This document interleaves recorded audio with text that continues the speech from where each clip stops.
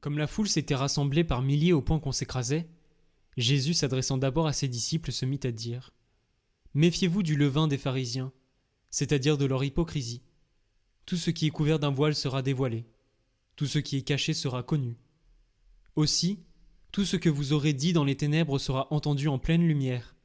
Ce que vous aurez dit à l'oreille dans le fond de la maison sera proclamé sur les toits. Je vous le dis à vous, mes amis, ne craignez pas ceux qui tuent le corps, et après cela ne peuvent rien faire de plus. Je vais vous montrer qui vous devez craindre. Craignez celui qui, après avoir tué, a le pouvoir d'envoyer dans la géhenne.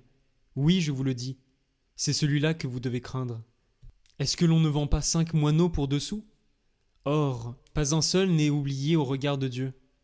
À plus forte raison, les cheveux de votre tête sont tous comptés.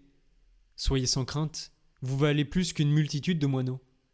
Je vous le dis, quiconque se sera déclaré pour moi devant les hommes, le Fils de l'homme aussi se déclarera pour lui devant les anges de Dieu. Mais celui qui m'aura renié en face des hommes sera renié à son tour en face des anges de Dieu. Quiconque dira une parole contre le Fils de l'homme, cela lui sera pardonné. Mais si quelqu'un blasphème contre l'Esprit Saint, cela ne lui sera pas pardonné. Quand on vous traduira devant les gens des synagogues, les magistrats et les autorités, ne vous inquiétez pas de la façon dont vous vous défendrez, ni de ce que vous direz, car l'Esprit Saint vous enseignera à cette heure-là ce qu'il faudra dire.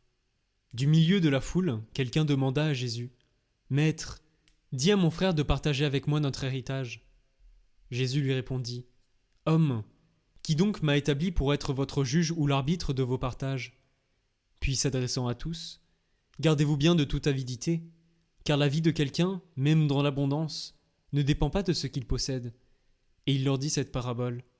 Il y avait un homme riche dont le domaine avait bien rapporté. Il se demandait : « Que vais-je faire ? Car je n'ai pas de place pour mettre ma récolte. » Puis il se dit : « Voici ce que je vais faire. Je vais démolir mes greniers, j'en construirai de plus grands et j'y mettrai tout mon blé et tous mes biens. Alors je me dirai à moi-même : te voilà donc avec de nombreux biens à ta disposition, pour de nombreuses années.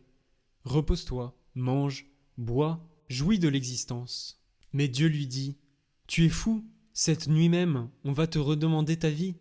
Et ce que tu auras accumulé, qui l'aura ?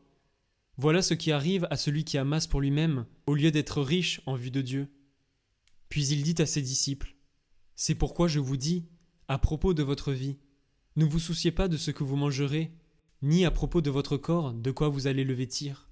En effet, la vie vaut plus que la nourriture, et le corps plus que les vêtements. Observez les corbeaux. Ils ne font ni semaille ni moisson. Ils n'ont ni réserve ni grenier, et Dieu les nourrit. Vous valez tellement plus que les oiseaux. D'ailleurs, qui d'entre vous, en se faisant du souci, peut ajouter une coudée à la longueur de sa vie ? Si donc vous n'êtes pas capable de la moindre chose, pourquoi vous faire du souci pour le reste ? Observez les lys. Comment poussent-ils ? Ils ne filent pas, ils ne tissent pas. Or, je vous le dis, Salomon lui-même, dans toute sa gloire, n'était pas habillé comme l'un d'entre eux. Si Dieu revêt ainsi l'herbe qui aujourd'hui est dans le champ et demain sera jetée dans le feu, il fera tellement plus pour vous, hommes de peu de foi. Ne cherchez donc pas ce que vous allez manger et boire, ne soyez pas anxieux. Tout cela, les nations du monde le recherchent, mais votre Père sait que vous en avez besoin. Cherchez plutôt son royaume, et cela vous sera donné par surcroît. Sois sans crainte, petit troupeau. Votre Père a trouvé bon de vous donner le royaume. Vendez ce que vous possédez, et donnez-le en aumône. Faites-vous des bourses qui ne s'usent pas, un trésor inépuisable dans les cieux, là où le voleur n'approche pas, où la mythe ne détruit pas. Car là où est votre trésor, là aussi sera votre cœur. Restez en tenue de service, votre ceinture autour des reins et vos lampes allumées. Soyez comme des gens qui attendent leur maître à son retour des noces, pour lui ouvrir dès qu'il arrivera et frappera à la porte. Heureux ces serviteurs-là que le maître, à son arrivée, trouvera en train de veiller. Amen, je vous le dis, c'est lui qui, la ceinture autour des reins, les fera prendre place à la table et passera pour les servir. S'il revient vers minuit ou vers 3 heures du matin et qu'il les trouve ainsi, heureux sont-ils ?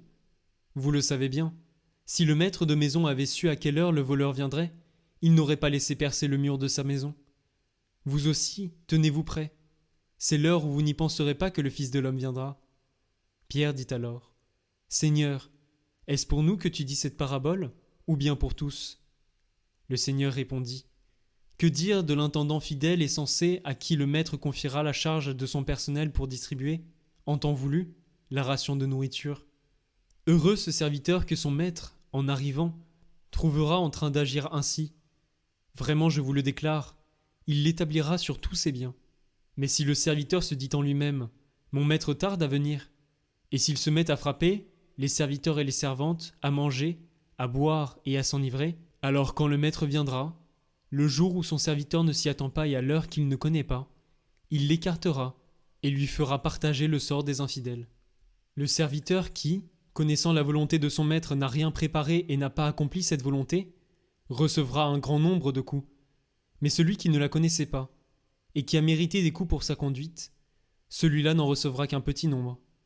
À qui l'on a beaucoup donné, on demandera beaucoup. À qui l'on a beaucoup confié, on réclamera davantage. Je suis venu apporter un feu sur la terre, et comme je voudrais qu'il soit déjà allumé, je dois recevoir un baptême, et quelle angoisse est la mienne jusqu'à ce qu'il soit accompli. Pensez-vous que je sois venu mettre la paix sur la terre? Non, je vous le dis, mais bien plutôt la division. Car désormais 5 personnes de la même famille seront divisées, 3 contre 2 et 2 contre 3. Ils se diviseront, le père contre le fils, et le fils contre le père, la mère contre la fille, et la fille contre la mère, la belle-mère contre la belle-fille, et la belle-fille contre la belle-mère.